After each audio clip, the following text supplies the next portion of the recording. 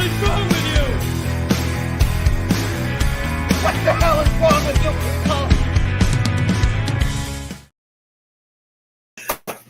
Hey, good evening, everybody. Welcome to Monday, and welcome to another episode of Ryno's Rants. Today we're going to talk a little smoke and a little fire. And yes, Nick, I will bring that up as well. Good evening, by the way. Good evening, Doc. Good evening, everybody in the chat. Let's hit that one right off the get-go here, and then we'll get into the real stuff. Nick brings up one of the hot buttons from today that we will discuss here. Rant about the stupid-ass rule the NFL passed today, basically making tackling illegal. Yeah, the NFL Competition Committee and the owners today voted unanimously to make what they call the hip drop tackle illegal. Basically, what it means is you can't come behind a player, wrap up, and pull your body off the ground as you are pulling the offensive player to the ground. Good evening, Norsefius. Good evening, Riley. Basically, it's getting to the point where the defender is just going to have to tap the offensive player on the shoulder and politely ask them to lay down on the ground. The NFLPA came out severely against this rule, but for some reason or another, the owners decided it was imperative to help curb the injuries that have been going on in the NFL lately. I don't know. I don't like the rule. I think it's a stupid rule. I think it's going to be very hard to enforce. It's going to happen basically what the Rodgers rule did a few years ago, where the first 2 to 3 weeks of the year, they are going to have 75 15-yard penalties in the first 3 games because people are going to go out there and the refs are going to start throwing flags on all of this. And yeah, it's taken away from the integrity of the game. Football is a violent sport, and there are going to, unfortunately, injuries are a part of the game. And if you the NFL has such a behemoth of fans that watch not only this, I mean, look here. There hasn't been a game played in a month and a half, and we're on here right now talking about the NFL. We'll be on Friday talking about the NFL. We talk about the NFL every day, all day on Twitter X, on Facebook, on Instagram, on other forms of social media.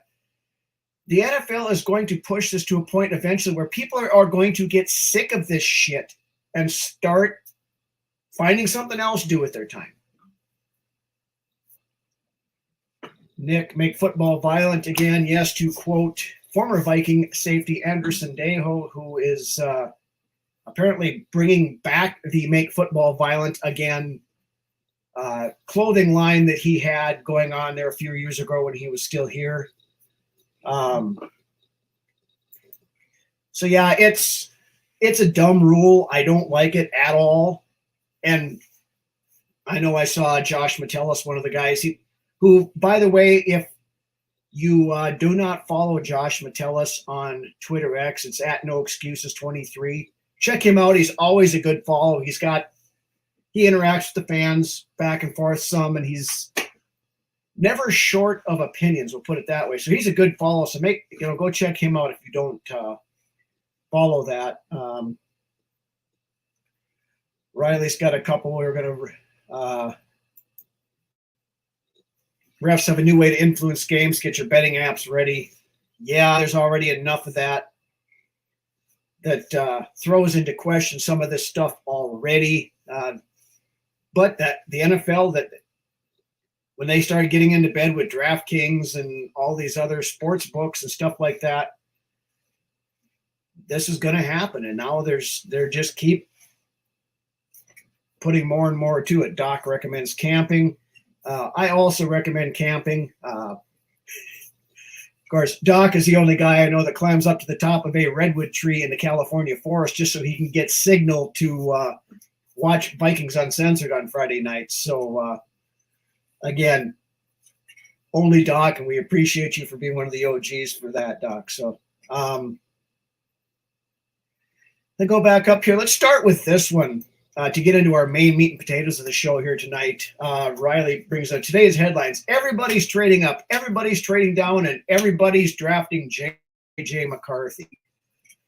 And that's kind of where this was start when I put the promo out for the show here earlier today. This was before the second wave of McCarthyism came up. But, the hot talk the last few days has been that the New York Giants are all in on going after J.J. McCarthy.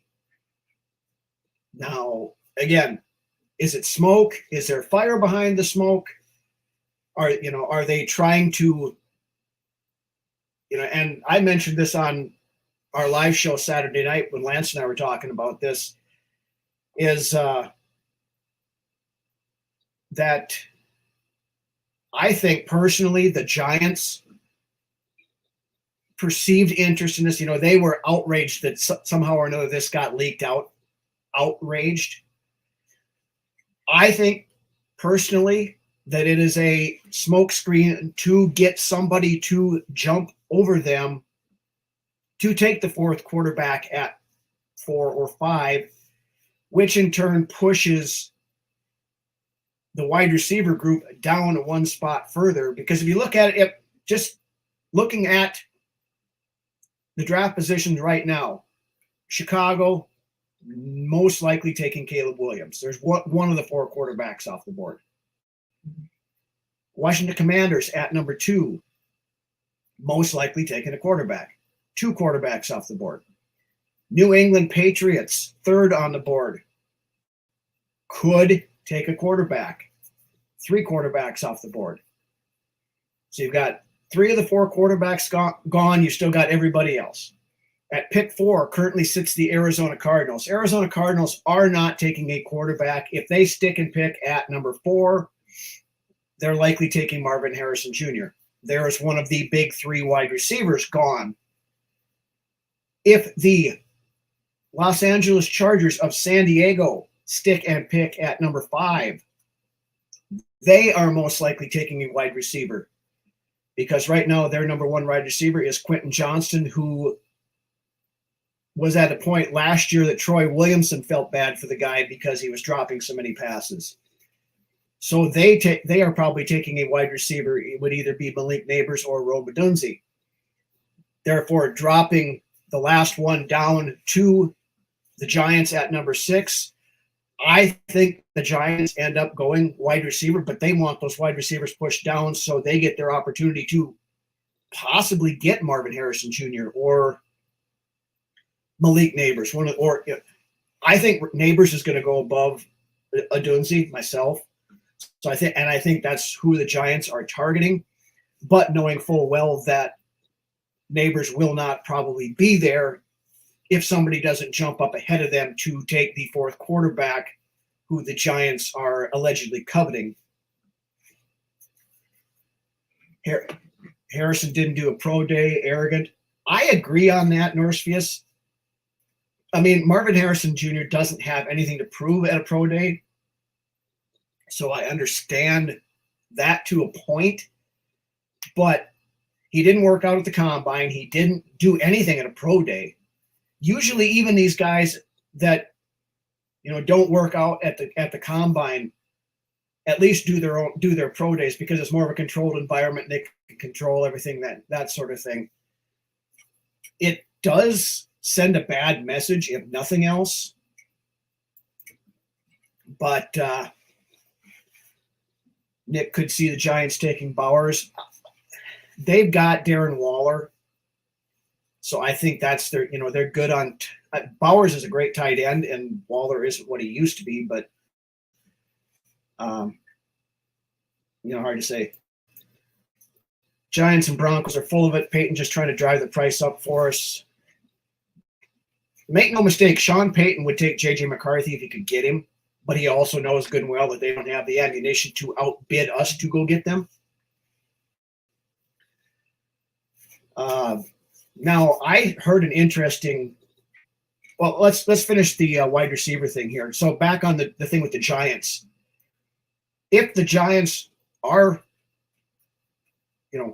true at going after J.J. McCarthy, you're still going to have, or whoever the fourth quarterback is, you're still going to have him sit for at least the 2024 season, which isn't a bad idea.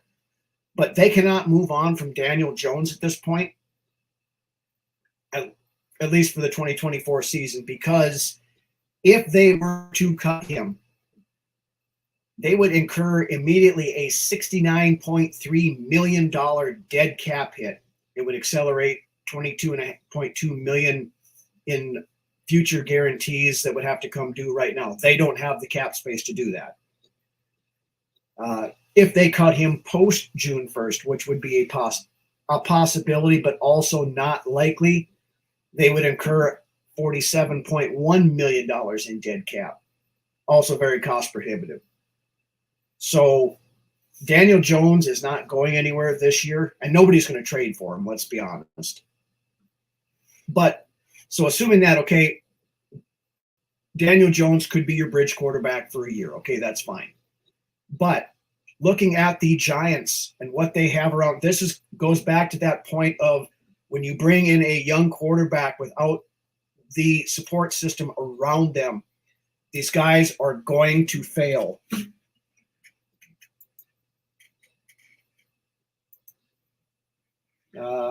Riley here in the comment. Harrison Jr. told scouts after pro day, hope you get a good look, so it shouldn't surprise anyone. Yeah. But looking at the Giants and their desperate need for weapons, their biggest weapon last year was Saquon Barkley. He's gone. Saquon Barkley had 57 catches to lead the team for a grand total of 338 yards. But as it sits right now, here is the list of all pass catchers on the Giants roster as we sit here tonight, Monday night at 7:12 p.m. Central Time. Darius Slayton, 46 catches for 724 yards last year. It was their leading wide receiver. Decent player, but he's probably a wide receiver 3 on most teams, maybe a wide receiver 2. Something called Wan'Dale Robinson, 23 catches, 277 yards last year. All these numbers now are 2023 stats. Another one here. Gunnar Olszewski, been in the league since 2019, has 0 receptions for 0 yards. Isaiah McKenzie, 11 catches last year. Jalen Hyatt, a rookie last year, fairly highly touted, had 23 catches for 373 yards. Isaiah Hodges, 33 catches for 351 yards. Bryce Ford Wheaton, rookie who did not play last year, 0 catches, 0 yards, of course. Darren Waller, their leading tight end, 52 receptions, 552 yards. Jack Stoll, another tight end, 5 catches, 38 yards. Chris Manhertz, that's quite a last name there, 2 catches, 16 yards. Tyree Jackson, 0 catches for 0 yards. Daniel Bellinger, 30 catches for 268 yards. So the New York Giants have a large collection of nobody at wide receiver. One guy who used to be a quality tight end, Darren Waller, is not the Darren Waller from 5 years ago with the Raiders. Darius Slayton, again, a wide receiver 2, wide receiver, or 3, maybe at best a wide receiver 2. So in my mind, the New York Giants desperately need wide receiver help, which would be a Malik Neighbors, a Rome Odunze.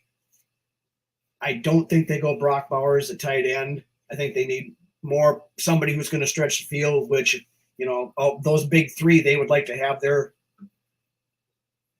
choice of them as much as possible. Surtain gives them plenty of ammo.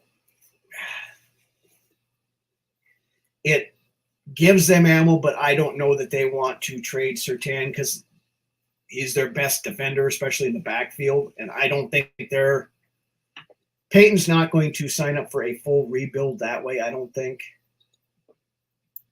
Don't have a shit ton for offense. Just realize Giants have Kayvon and Brian Burns as bookends. Yeah. Thibodeau's a good player. Brian Burns, they just brought in. So their defense, I mean, there are some pieces there. But on the offensive side of things, your defense is going to be on the field for a long time because you got nothing there. Their offensive line needs help. I mean, we just went through, they have 0 wide receivers. So last time I watched that group, Donna Shell made them look all world, so they should probably extend the whole room. There is that. Good evening, Bill. Good evening, Dave. Wide receiver class is deep this year. It absolutely is. So there is opportunities to take a wide receiver second, third round, and you're still going to get a quality player. But I think the Giants want one of those impact players. It may even be a tackle. I don't know. But my guess is they go wide receiver, and they go wide receiver early, which is why they're putting out the smoke for a quarterback. Good evening, Ken.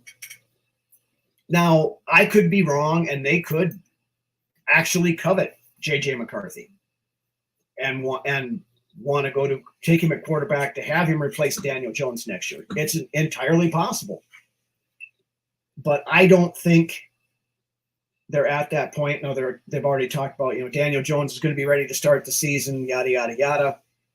How much of this smoke, again, is the media and the mock drafters and everything else drive it up? Bowers is in play at 6. Waller could up and retire any day. Bowers is that good. I agree. He's by far and away the best tight end in the draft this year. Nick with an interesting question here. Do you think we dodged a bullet by passing on Brian Daboll? I know we did not interview him. I am thinking that we did, Nick. Now, full disclosure, I was a Daboll fan when he was coming out, when he was leaving Buffalo, and he was on my list of guys I wanted to see in Minnesota. But when it boils down to it, I think we probably did dodge a bullet there. I mean, he's decent. He's not a terrible coach. And again, Daniel Jones is a quarterback, but with he was there when they extended him. He had to have given the okay that he's okay with keeping him around. So that makes me question it there. Hindsight is 2020. Alyssa, good evening. Daboll got dealt as shit hand. That roster's a mess. Yeah, and that's a big thing, Riley.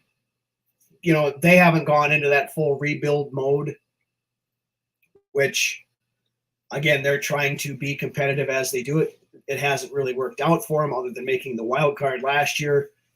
But having to deal with the likes of Dallas and Philadelphia in that, in that division, they need something. He won a playoff game with way less talent. He won a playoff game because we had no talent at our defensive coordinator position. Wilson can't separate. Yeah. Allen hasn't missed a beat without Daboll. No, he hasn't. So, maybe it wasn't Daboll after all. Maybe it just was the evolution of Josh Allen. I mean, we always thought that maybe it was Brian Daboll that brought the best out of Josh Allen. But after Daboll left, there hasn't been any drop-off really with Josh Allen. He's throwing more interceptions, I think, but Bills did fire their offensive coordinator mid last year. Yes, they did. And Buffalo still made the playoffs. Ended up losing to Kansas City, which is the bane of their existence. Is kind of that, Allen and Mahomes in the AFC is what Brady and Manning were back in the day too. Mahomes always has Josh Allen's number. Tom Brady usually had Peyton Manning's number. It's kind of that same deal. So we need a couple of shows on day 3 prospects. It'll be the same quarterback talk 4 more weeks. Dan, we got you. We're going to have some of that stuff coming up here. We can only talk about quarterbacks so much, but this was kind of the thing today, so I wanted to bring it up. Zone, good evening. So, Ryno, who do you think would go with first round, first pick?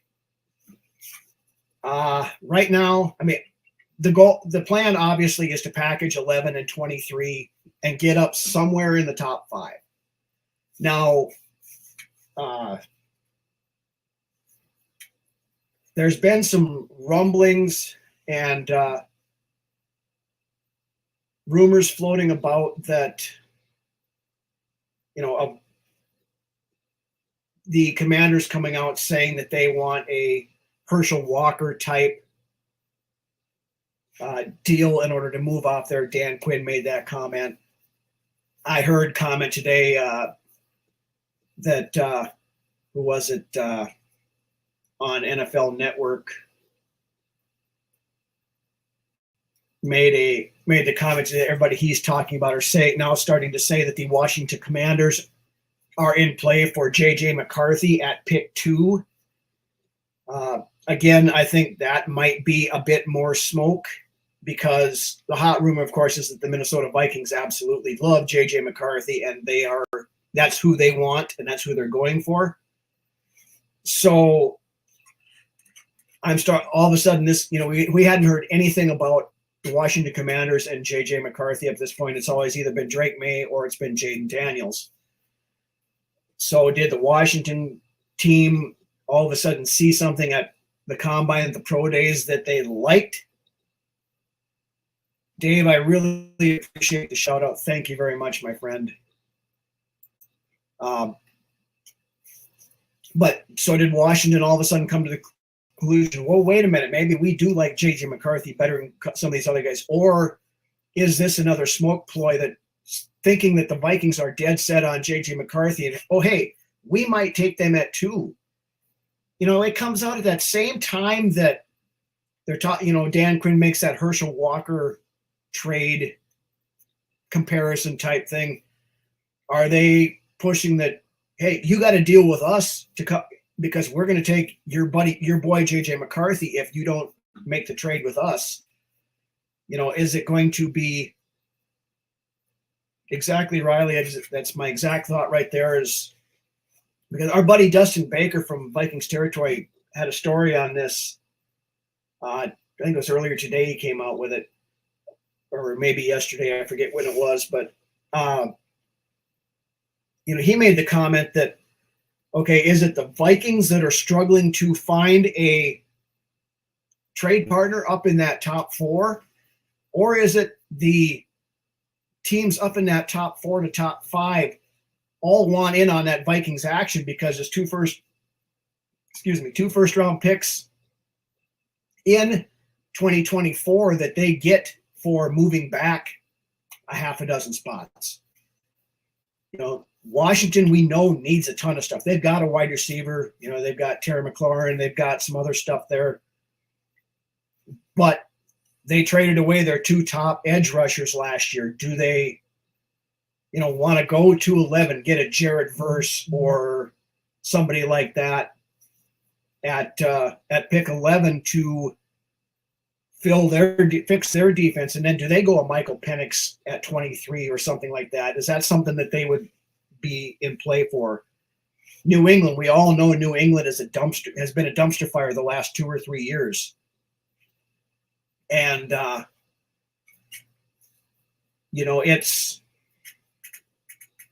they could definitely use more than just a quarterback. And again, both situations, Washington and New England, I think if they go in there and they try to start one of these rookie quarterbacks right away, and I love J.J. McCarthy. The more I watch this kid, the more I like him. Now, but I don't think he's ready to start right away. So sitting him behind Sam Darnold is going to be an ideal situation, I think. Now, if you saw Jim Harbaugh, somebody asked him about McCarthy today. Again, it came out. And John's laying it on a little thick because he's really trying to help out his boy here. I mean, I know John or Jim Harbaugh loves him some JJ McCarthy. He's been nothing but gushing about him continuously. Now, he said today that JJ McCarthy did the best pro day that he's ever seen a quarterback do. That's laying it on a little thick, I believe. But beyond that, he said he's got that, when it comes down to crunch time, JJ McCarthy has got that. The killer comes out when it gets to crunch time. So, he's out there pushing that up, and I think he's trying to do that to drive up some business as well. Simmer on this. Yes, the Vikings want a top quarterback, but think about those top 5 teams celebrating over 2 picks. And that was what Dustin Baker was trying to get at in his article that he wrote today. So go check that out on Vikings territory when you get a chance. That these teams want additional draft picks because they all need them. Especially Washington and New England. Arizona needs wide receiver help. They could use a few other things, but they're set with Kyler Murray right now. But Washington needs a ton. New England needs even more than Washington does. So I think Davey Chains, good evening. Skull for Life, good evening. I think that's the thing. They're trying to drive up to get the Vikings to give up even more. I mean, to go to 2 to 3, we're going to have to give them 25 or 25 first round pick also. So that's 3 first round picks they're going to get to help rebuild those teams. So it's a very attractive trade package. There isn't anybody else in the NFL that can give that other than the Chicago Bears, who have 2 first round picks, and the Arizona Cardinals, who have 2 first round picks. Chicago's probably taking a quarterback at 1. So and they're at 9. They're going to get a Joe Alt. They're going to get a Brock Bowers. They're going to get somebody else there. So they wouldn't be trading up. And the Cardinals again aren't going to trade up because they've got their quarterback. They could use offensive line help. They could use wide receiver help. So they could be, in that zone to trade back as well. The Chargers, of course, just cleaned out the wide receiver room. They need a wide receiver. They have other needs as well, but the offense is if they get some wide receiver help early and they want and an impact wide receiver, they're back in business. AJ, good evening, by the way. He's seen something that says Jefferson has his input for the quarterback, so he put his ballot in for the LSU kid. Yeah, he's been kept up to speed, I guess, is how Kevin O'Connell put it. Or, they've been letting him in on he's not necessarily getting input on who he wants, although I'm sure they've asked him, hey, what do you think about these kids? Yeah, the LSU connection there, of course. The Vikings, especially over the last 2 years of the Kwesi and KOC regime, have done their due diligence and taken a lot of LSU players. So in the loop, yeah. Come on, April 25th, absolutely. Now, that's another interesting conversation here. Okay, of course, with the JJ McCarthy going up as far as pick 2 and stuff, you have this every year.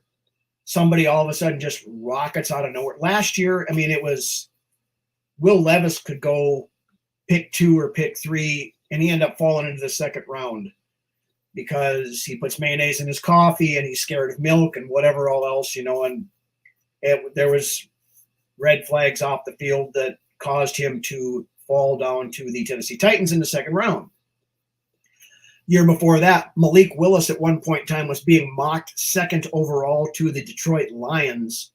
So, I don't buy all of this smoke now. I do believe J.J. McCarthy goes in the top 10.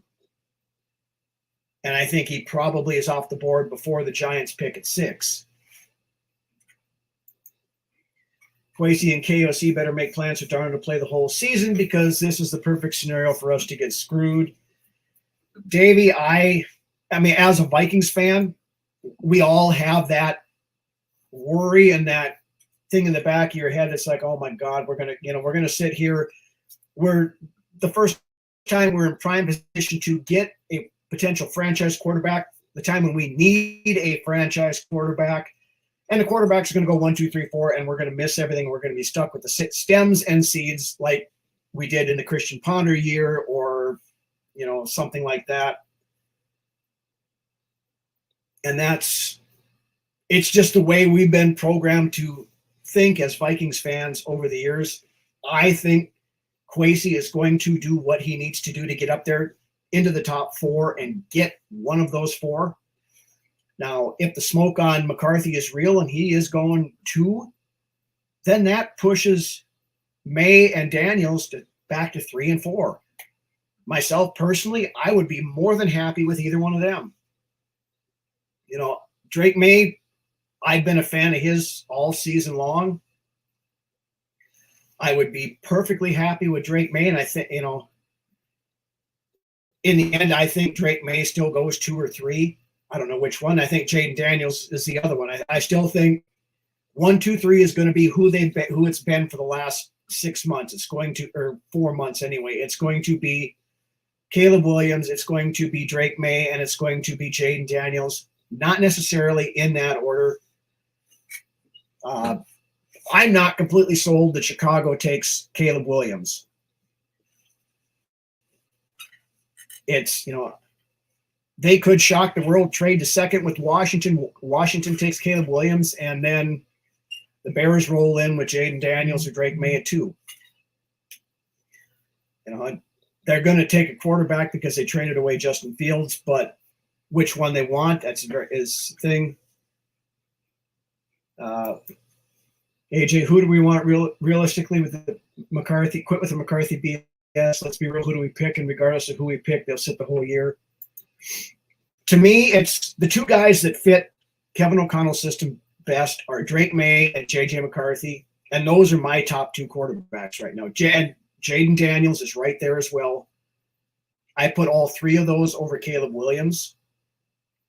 Now, that's my personal preference.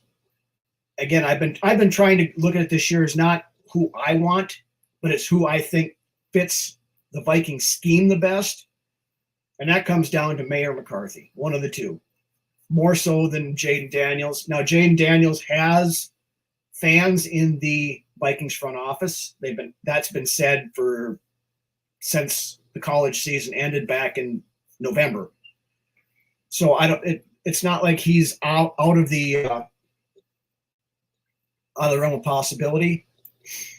Reggie, Mr. Smokehouse King himself. If we can't get into the top 3 and trade up into the top 10, not giving up 23 to do so would be awesome. I believe the Vikings are prepared to give up both, but if they don't have to, that's a huge win. They're going to have to give up 10 or 11 and 23 to get up and get one of those quarterbacks. You can probably get to 4 or 5 without giving up an additional first. You go to 2 or 3, you're going to have to give up your 25 first rounder as well. I'd be shocked if you didn't. Now, if you go to 4 or 5, you might be able to finagle a 4th rounder back or something like that, depending upon. Sarah, good evening. No one knows what quarterback will pan out. You can't measure heart and will of a player. That's one of the biggest things I like about McCarthy is just seeing, watching some situational stuff on him. Yeah, he wasn't apt to do a ton during the normal thing. The Michigan team was dominant all year long. But the thing of it is, when it came down to these 3rd down and 4th down clutch plays, the kid went out and performed, and more often than not, they kept the drive alive. And that's that heart, that moxie, that killer instinct. You can't measure that. That's those intangibles you can't talk about.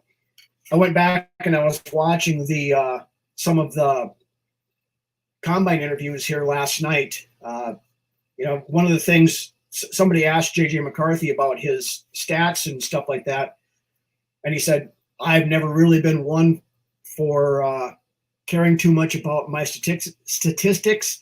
He said, "All I really care about is whether or not we won the game." So, that's the kind of thing that I want to see. If a quarterback can throw for 400 yards and 5 touchdowns and we win the game, great. If he throws for 200 yards, 1 touchdown, maybe rushes for another one, and your running back, Aaron Jones goes out and runs for $150 and 3 touchdowns and we win the game, just as much. I don't care how the game gets won. It could be like the game was with the Raiders. We won 3-0 because the defense held everything to go. McCarthy and Daniels are the most pro-ready.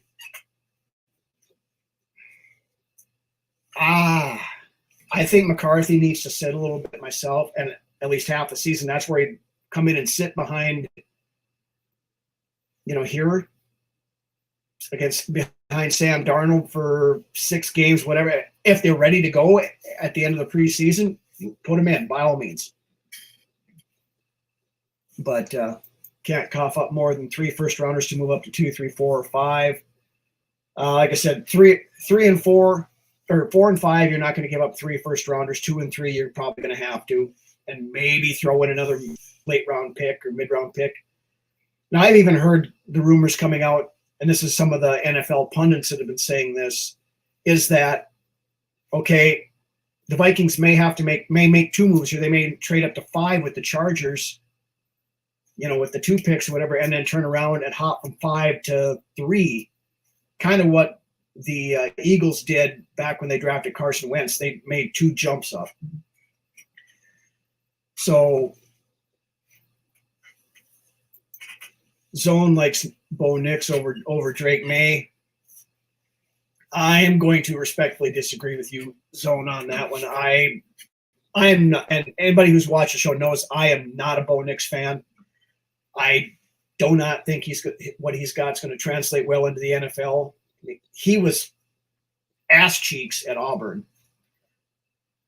And then he goes to Oregon, which is probably only second to Tennessee in gimmicky offenses in college football.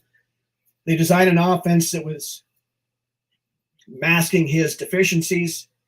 The guy had the 6th shortest average depth of target in FBS, but yet was top 2-3 in passing yards. 54% of his yards came as yard after catch. So most of his throws are at or behind the line of scrimmage. And for somebody like Kevin O'Connell, who likes to work down the field across the middle and stuff like that, I don't think it would translate all that well either. Situation matters a lot. Absolutely, Dan. I've made that comment. We've talked about it a ton. The reason why so many of these young quarterbacks fail when they come into the league drafted up in the top 10 is because they go to a place where there's no structure around them. They don't have weapons. They don't have an offensive line.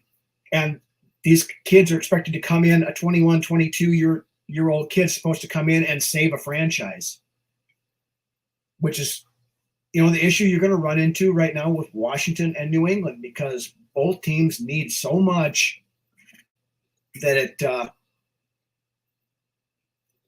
these kids are going to struggle going there. Whereas you come here with a boatload of weapons, a decent offensive line, and a very improved defense, it's an ideal situation for any of the. I think any of these front 4 guys can probably succeed here. Whereas if they go someplace else, they probably won't. It's just that simple. Good evening, Rap. Try to get caught up on some of the comments here. I'm behind a little bit. Take Bo Callahan over Bo Nix. Exactly. Nice draft day reference. Y'all don't like Bo Nix, but y'all like Drake May. I like Drake May a lot more. Drake May throws the ball down the field. He sees this up better than Nix does. Nix is a one-trick pony and a trick offense. It's all it is. My personal opinion. I could be completely wrong on it, but that's the way I see it playing out. Going back to Jaden Daniels talking about the possibility of him falling, I think if he is the fourth quarterback left and four, the Vikings would be happy to take him as well. Now they would have to change up the offense a little bit for Jaden Daniels because of that, running ability he has. He's the best pure runner out of all the quarterbacks in this class, one of the better runners of recent memory. Our buddy Drew Bunting over at Vikings Report has said he is going to be the best running quarterback of all time, better than Mahomes, better than Michael Vick, better than any of these guys that are currently out there. Now, the problem that I have with Jaden Daniels is the fact that he doesn't elude pressure all that well. He takes a lot of sacks. And when he gets flushed out of the pocket and starts moving, he tucks it and runs more often than not. Now, granted, when he tucks it and runs, he's usually going to make some sort of a play out of it. Now, again, he's a little bit slight of frame in the NFL. I don't know that he's going to be able to get away with doing some of the stuff he did in college with those runs and stuff. He's going to get leveled and he's going to get hurt. But guys like May and McCarthy can do the same. When they are flushed, they're looking downfield the entire time. They're scrambling. You get some more of that Patrick Mahomes type to him. No, I'm not saying either one of these guys are Patrick Mahomes. Don't get me wrong there. But you've got that ability to, looking downfield to still try to make a play before you take off and run. Fran Tarkenton made the scrambling quarterback a thing by doing stuff like that. Caleb Williams can do the same thing. Now, the biggest thing with Caleb Williams I see, and I've mentioned this before, is that I think he makes things a lot harder than they need to be sometimes because he wants to have those Sports Center highlight reel plays where he does something fantastic and runs around for 5 minutes in the backfield and then pitches it 60 yards down the field, where he could have just did a straight drop back, maybe a little play action, hit the guy over the middle and done the same thing, but that doesn't get the highlights. Style points don't count, wins do. JJ reminds you of Russell Wilson with a stronger arm. Playing style, possibly. Attitude couldn't be any further from Russell Wilson. Russell Wilson's, all he's concerned about with is the Russell Wilson brand. I see more Caleb Williams being that way. JJ McCarthy, I forget who made this comment on our Friday show, comparison to attitude-wise, at least, of a Brett Favre. Kid that's out there just loves the game of football and shows it on the field. He throws a touchdown pass to one of the receivers. He's running his ass down the field to celebrate with him down in the end zone. He's an excitable kid, and he shows it. And that's a breath of fresh air to see on the field too. Sometimes, you get some of these guys that throw a touchdown pass and they may do a little fist bump. Then they're just going to go walk over and sit on the bench. And, to each their own, it's the way it is. I like the excitement factor a little bit more, just watching these guys out there actually acting like they love the game and want to be out there. I mean, it says something to me, I guess. It's my personal opinion. You may not like it. That's what we're all different. That's all right. With how he moves on the field. Yeah, I can see that, Riley. Drake May reminds me a lot of a Josh Allen with the way he runs and moves around, stuff like that. He's a little bit bigger kid too. He's like 6'5" and kind of fits that profile of what Josh Allen is too. So maybe that's some of the comparisons, I guess. But AJ, we made the trade to move up to get a quarterback. How do we move up once again to select another player? We're leaving tons of talent on the board after that first pick. Basically, from what the rumor I saw, and I forget who it was. It was somebody on the ESPN or NFL Network, one of the two. But you would the two number ones this year move up to 4 or 5, and then you take the 2025 number one and maybe a mid-round pick this year, next year, whatever, to go from 5 to 3. Basically, is what it would account to. I don't know if that's that's feasible. I think all options are on the table. I think Kwesi's going to do whatever he needs to do, and then we go from there. Wilson's got more rings than McCarthy. JJ McCarthy has won championships at every level of football he's played. He won a 2, I think, in high school. Won a national championship with Michigan last year in college. The kid's a winner. And Wilson won a Super Bowl, had a borderline Hall of Fame career. I don't put Russell Wilson in a Hall of Fame career. He's a good quarterback. He's always been a good. Last couple of years, even last year, he wasn't a bad quarterback. The whole Nathaniel Hackett kerfuffle in Denver 2 years ago was a unmitigated disaster. But Russell Wilson's a weird dude. He is. I was watching or listening to Colin Cowherd's show a couple of weeks ago, and he had somebody was on a Friday afternoon as a guest host. Colin was out, and they were talking about the fact that in Denver, Russell Wilson wouldn't even give his phone number out to his receivers or his teammates. He didn't want them to know where he lived. He didn't want them to have direct contact with him. If they needed to get a hold of him for something, they'd have to go through basically somebody in the front office or one of Wilson's people call them, and they'd call Russ and get something set up that way. I mean, that's why that stuff didn't work out, is because you need somebody who knows that you've got their back, then they'll have yours, and you're going to go into battle together, and the band of brothers kind of a thing. Not, hey, I'm Russell frickin' Wilson. I've got a front row parking spot here all to myself, and I'm too important to be bothered with you guys calling me or texting me or whatever when we're not at the football field. Ryan's going to be Drake if he's there. Zone, why do I like Drake May? I mean, Drake's got flaws. He does. But I like the fact that he can throw the ball down the field.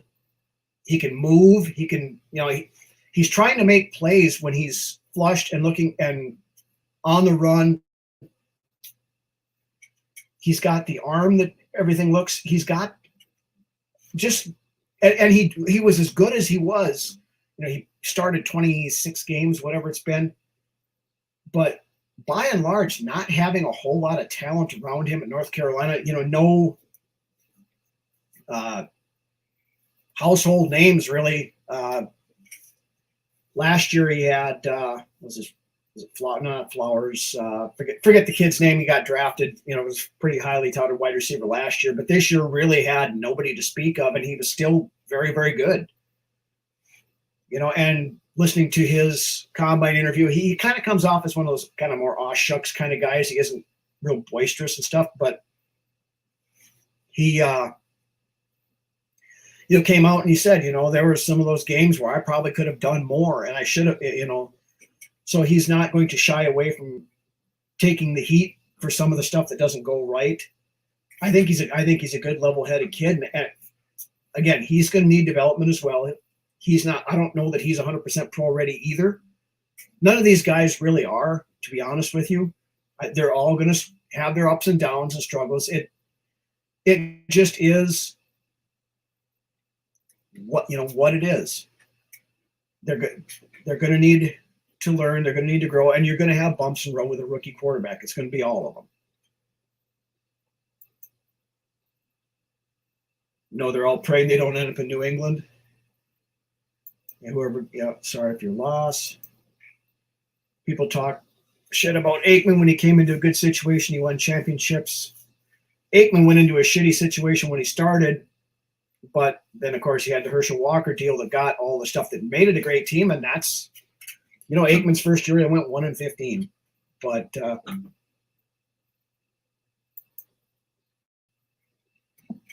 screen. Yeah, that's we had that. I had that discussion a little bit ago here, and that's the thing with Bo Nix. It's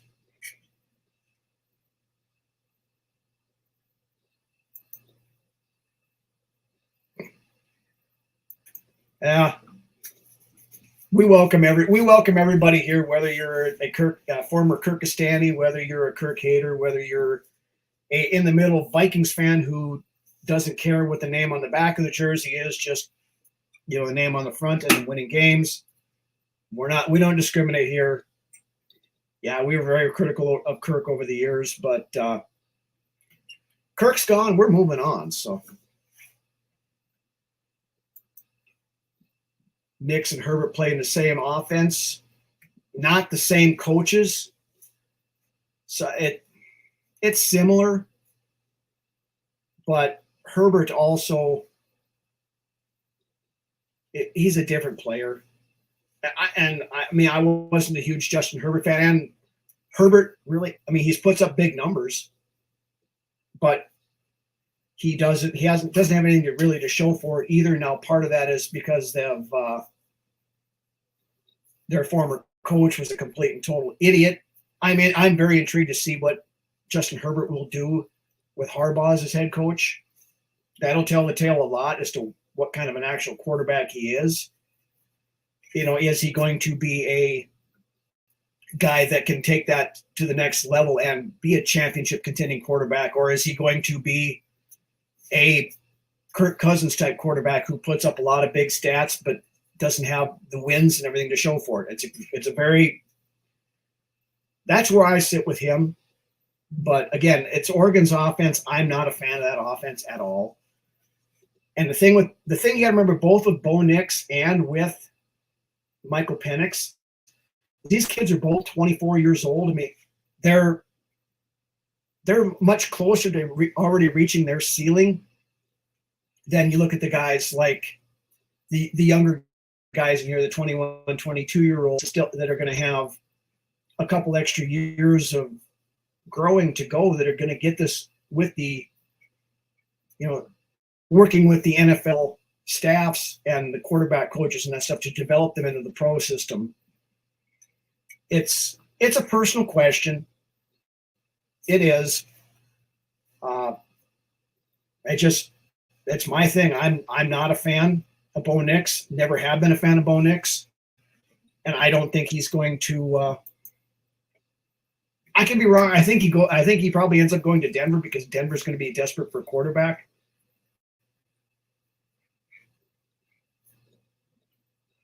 That may be very true, Riley.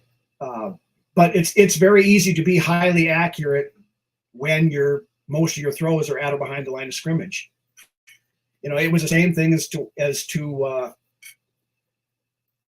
you see a lot of these backup quarterbacks that came in this year. Jake Browning, for example, in Cincinnati, that was how they made as much hay as they did, as Browning was running an offense very similar to the way that Bo Nix was throwing last year. Short passes out of behind the line of scrimmage and letting your very good wide receivers go out and get the yardage for you.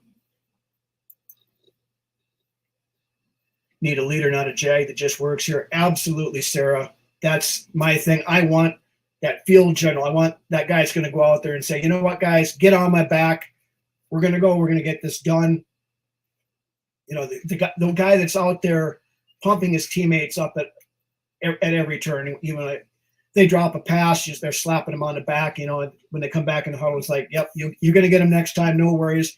When they go down there and score, the guy that's running down there to be with his teammates celebrating and stuff. That's the kind of, you get somebody like that, and these players are going to gravitate to that, and they're going to want to play for that guy and play with that guy because he's giving it all on his field, and he just showing that how this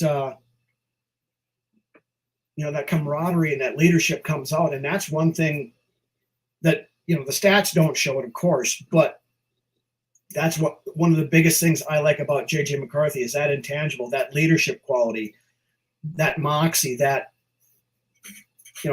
some of the stuff, he's proven that he can do it in clutch time. He's going to need development too, and I don't think he should start right away if he is the pick. But I think he's got a very high ceiling. He's a young kid. He just turned 21.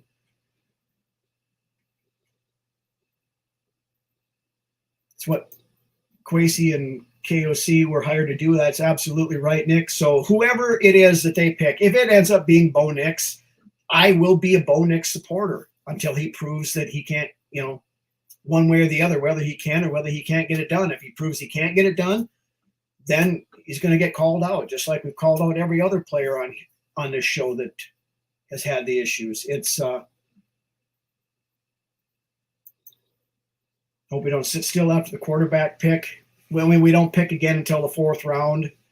There's a lot of good players that you can have in the fourth and fifth rounds. They're going to be looking at defensive tackle. They're going to be looking at potentially another wide receiver. One of my later round draft crushes, I want Luke McCaffrey as a to come in and compete for that wide receiver 3 spot that KJ Osborne had. Very good receiver, very fast. He's got some return ability and stuff like that too. I think he would be a great pickup in the fourth or fifth round if he's there. Denver hired Hackett to court Rodgers. That's exactly what happened, and then it didn't work out, and they ended up with a dumpster fire on their hands. Trying to get through here. Here's the thing with JJ of the top 4. I don't know if I'll have, but JD's master. Yep, agreed, Reggie. My top 3 quarterbacks in this draft. My top 3 are Drake May, Jaden Daniels, JJ McCarthy, and then Caleb Williams. If you're going strictly from a talent aspect, I put Caleb Williams 1 or 2. But the thing that I do not like about Caleb Williams is the off-field stuff, the immaturity. I don't think the kid handles adversity very well. The fact that he's bought into his own hype, like I talked about earlier, him having to have those Sports Center highlight reel plays when he could just take a simpler route to getting the same effect. A 20-yard pass down the field, he could have hit a guy on a play action, just a straight drop back and boom, instead of having to run around in circles for 5 minutes, to make everything look circus-like. And the fact, some of the stuff, like I said, the one game he refused to come out after a loss to do his media obligations. Over crying with his mom on the sidelines at one game after he lost. That's the kind of stuff you don't, when you're a leader of the team, and which is a quarterback has to be, I don't care if you are so pissed off and just don't want to do any of the stuff. Part of that thing about being that leader and, having that weight on your shoulders as being the quarterback is being able to handle that pressure. And even if you don't want to go out there, and let's be honest, a lot of these players do not want to go out and talk to the media, especially after a loss, because they know they're going to get asked stupid questions and stuff like that. But going out there and doing it because it's your obligation to do so, and being civil about it, and being, showing that, hey, I'm going out there and I'm going to take the heat. I'm taking it on me so that my brothers back in the locker room don't have to deal with this kind of stuff. That's all that off the field stuff that that doesn't show up in the stat sheet. Sarah, we're listening to podcasts. Apparently Jefferson wanted to work out with Kirk, but Kirk said no. Very interesting. Bet McCarthy would say yes to work on Tuesdays. Yeah. Like I said, I want to get away from talking about Cousins anymore, as much as possible. It's going to filter in here and there just because there's comparisons and whatnot, but want to move on. Josh Downs, thanks, Ant. Yeah, that was the wide receiver that Drake May had last year. We got to link one day Absolutely, Zone. Let me know. I'm always up for jumping on, doing some collaborations. Whether you come on our show, I go on with you, any of that stuff. Just shoot me a message on Twitter. You know how to get a hold of me. JJ had changed his career, now he's bald. Coach scheme. Yep, that's true. Kevin, good evening. Giving up the number 1 pick in 25 can be covered with the salary cap to fill the holes in the future. That's exactly right. You got to remember, as it sits right now, we're sitting at like we're over 100 million in cap space next year, between 100 and 130, depending upon. Now, granted, there's going to be a Justin Jefferson extension that comes out of there. There's going to be probably work on a Christian Darrisaw extension that's going to come out of there, but still leaves us in very good position to fill holes and go after some of the higher price free agents that we couldn't get this year. You know, that we couldn't get the Christian Wilkins at 27 million because we were still a little bit strapped, and there were plenty of holes we had to fill already, you know, for this season to get through. But it opens up a lot next year. And very good point, Kevin. Thank you for bringing that up. I was going to mention that earlier, and I got off track and forgot about it. I think some of the quarterbacks will be comfortable sitting and think JJ's going to come in and compete to start. They're going to compete to start no matter which one of them comes in here. And if they ball out and beat out Sam Darnold to start, then yeah, you start them. But I don't want to throw a rookie in there to start week 1 just because he's a first-round pick that we gave up 3 number 1 picks to go get. If he's not ready, you let Sam Darnold play the first 5-6 weeks or whatever until that guy's ready. Whether it's a Drake May, whether it's a Jaden Daniels, whether it's a J.J. McCarthy, whether it's a Bo Nix or Michael Penix, or whether it's a Caleb Williams that falls down to 5 and we decide we take him instead. You know, seems like no matter which direction we go, half the fan base wants us to fail. Actually, for the most part, the fan base, even though there's a lot of disagreement on who we should take and things like that, there's been a lot of more civility in the Vikings fan base. I've noticed on social media the last couple of weeks. You know, there hasn't been that rip each other's hair out and, you know, slapping and punching and kicking and all that other kind of stuff. It's been more healthy discourse and debate on stuff and reasonable discourse, not, you know, like I said, calling people names and hitting the block button and all this other stuff. It's new era. Got to give the rookie a chance, and they're going to get their chance. I don't care which quarterback they take. I'm rocking with it. Absolutely, Zone. There is that disgusting act. They want to, no matter half they want to fail just so they can say, I told you so. There are people like that no matter what it is.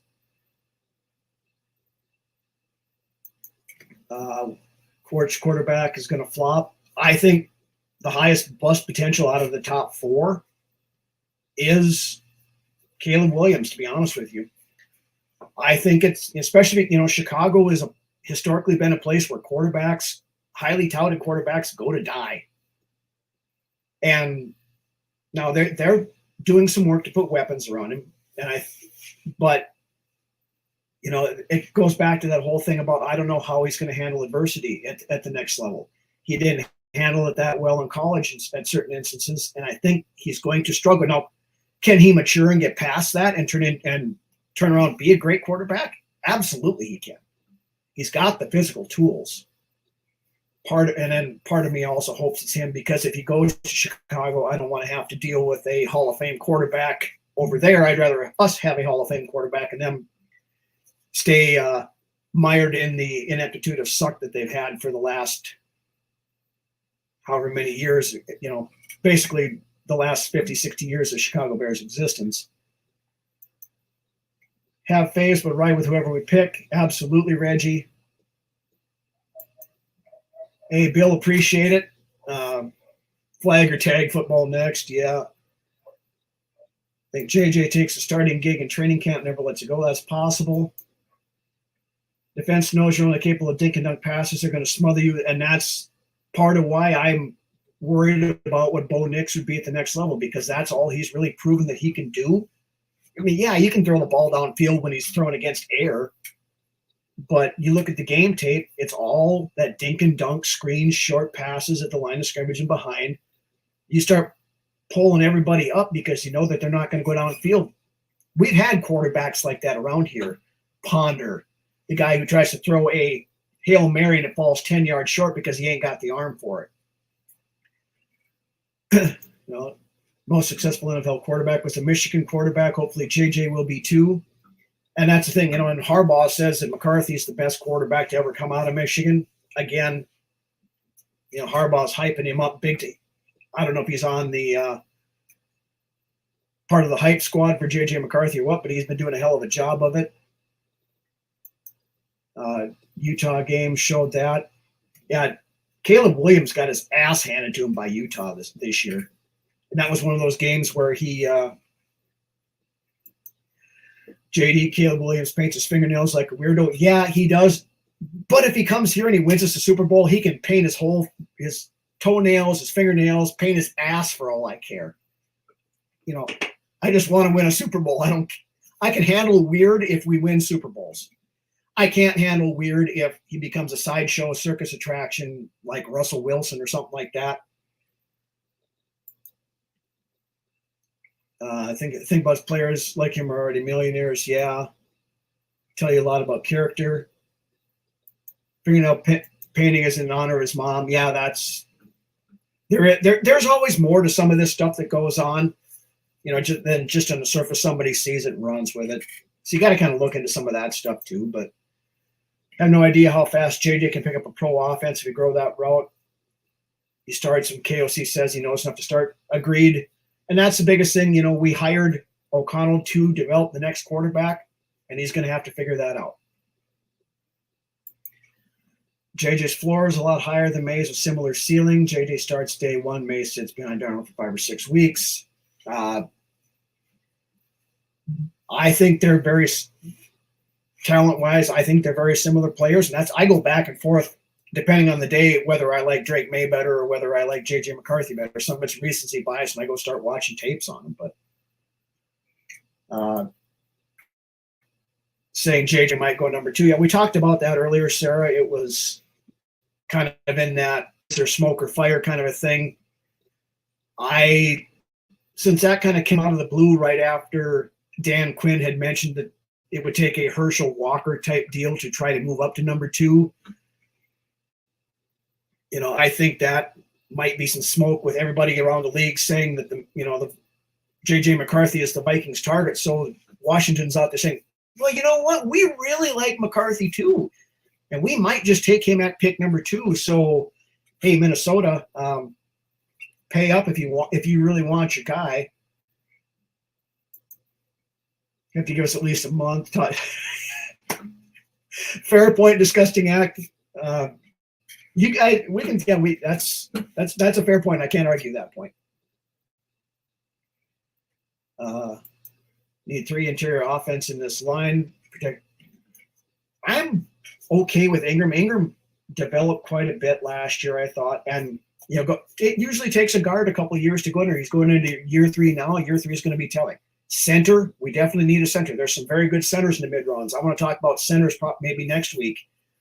Guys like Bartolione from Wisconsin, Bo Limmer from Arkansas, guys like that. I think there's a lot of stuff like that whoever ends up in New England will flop. Very good possibility there. Chicago thinks the corpse of Keenan Allen's going to save their wide receiver room. Keenan Allen is still a very good player, but yeah, he's 32 years old. He's not going to be at that level very much long. Boom, boom, skull. Good evening. Realizing you're the same age as Keenan Allen. Younger than Brady, but not by much. I got Brady by a couple of years, so them and the Commanders have so many holes. They really should trade back and get a few starters. I agree. JJ would just sit by virtue of not being used to carrying KOC's workload. I mean, there is some of that too. Exactly, sir. And that's the thing I've been pushing about when I talk about McCarthy the whole time. And that whole thing, the comment he made during his combine interview where he's, I've never been one to really care much about personal stats, but what matters to me at the end of the day is whether or not we won the game.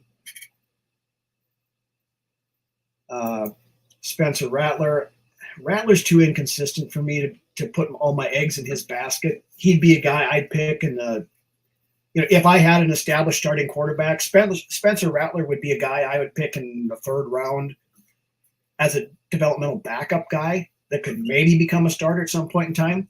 And Rattler's got the tools, but it's the inconsistency that kills me on that.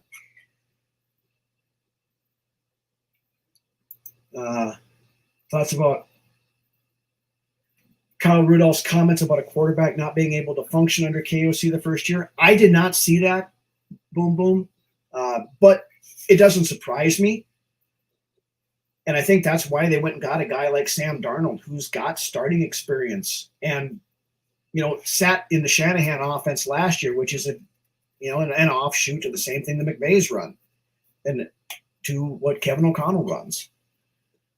And yeah, it's also an insurance policy that if the worst case happens here, we can't get one of those four. We got a guy that can at least keep the team afloat this year. But need the guy that's got the dog gene, absolutely, and that's what I want. Whichever one of these kids has it, that's what I want. Feel like there's no wrong answer in the draft. I'm here for it. Any of the top 6 guys I'd be okay with on some level. I'm going to say the top 4 guys. You get to 5 and 6, I have serious questions with. But there again, if we end up taking them, I'm going to support them. And with a rookie, they get a little bit longer leash. It is what it is. But Vincent, good evening. Why is there not much talk about Penix Jr.? Couple of things, I guess, from me anyway. Penix is on the older side. He's not to say he can't develop further, but he's closer to hitting his ceiling, I think, than some of the younger guys.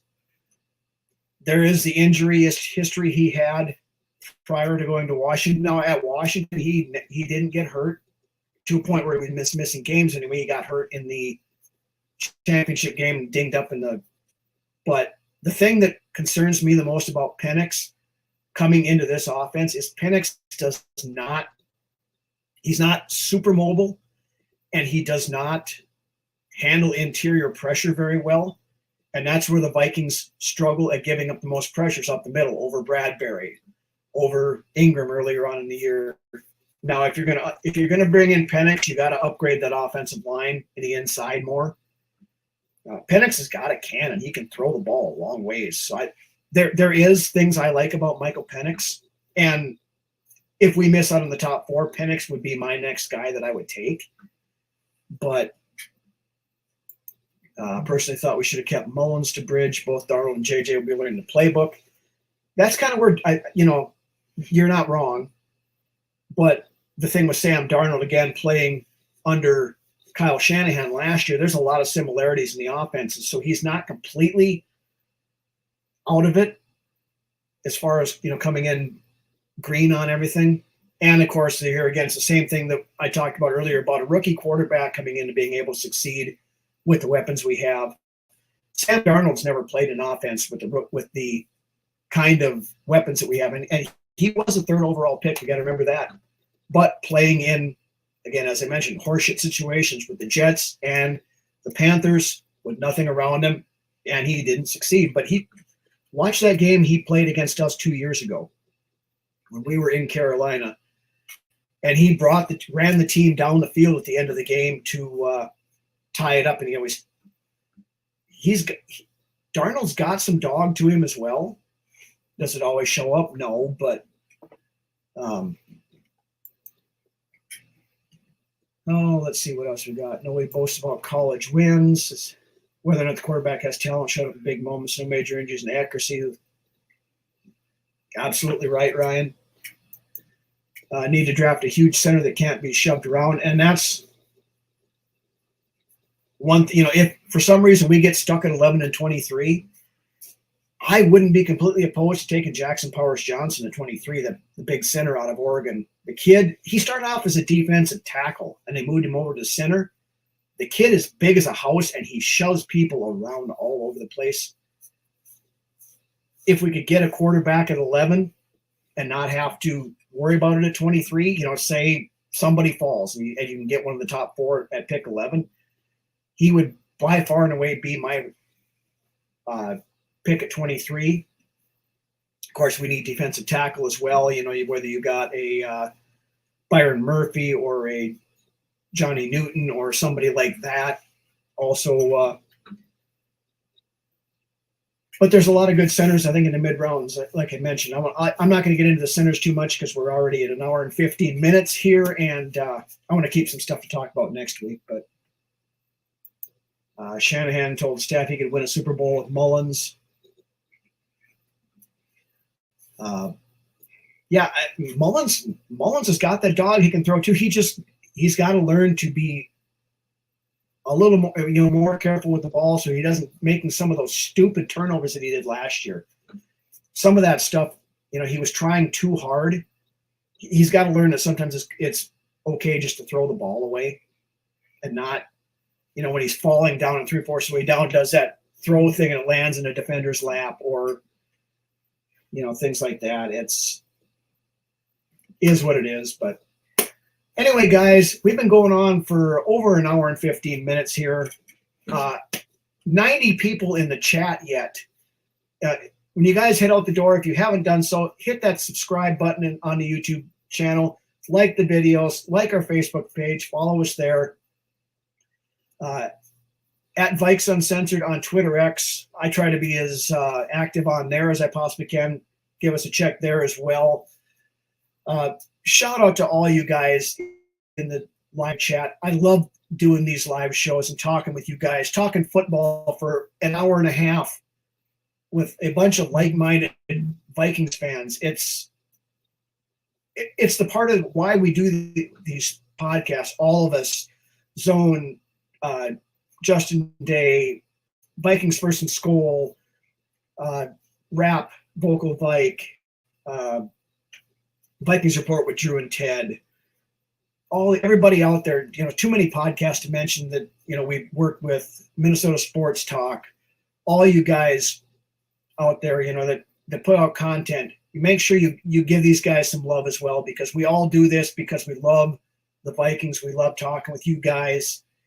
And I've said it, if I said it once, I've said it 100 times, when one of us succeeds, we all succeed. We love doing this. We love it with you guys. One Barn Lupicus, Ryan, also very good show. The controversy, even the Purple Daily guys. I know some people love them, some people hate them. Everybody out there that does this stuff. Again, shout out to everybody out there. Dave over there, the godfather of Vikings podcasts, helped me get my start into this, and I'm always eternally grateful for Dave and everything he does. Always good for helping out if you have questions and stuff too. So thank you for that. Boycotting Viking Central.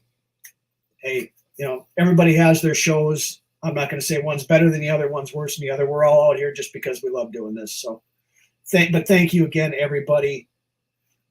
Shout out to, of course, the Filipino fan club, Noy, Nympha, Jen, Sam, BB, all you guys over halfway around the world watching over in the Philippines. Thank you for watching every week. Vikings fans worldwide that tune into this, we've got them all over the world, and I can't thank you guys enough. But with that, guys, I'm going to go get me some supper because I got tacos waiting for me, and I'm getting kind of hungry. So, again, you guys have a great rest of your Monday. Have a great week. Brunswick and I will be on live Friday, 6 p.m. for another Vikings Uncensored studio. Let me try that again.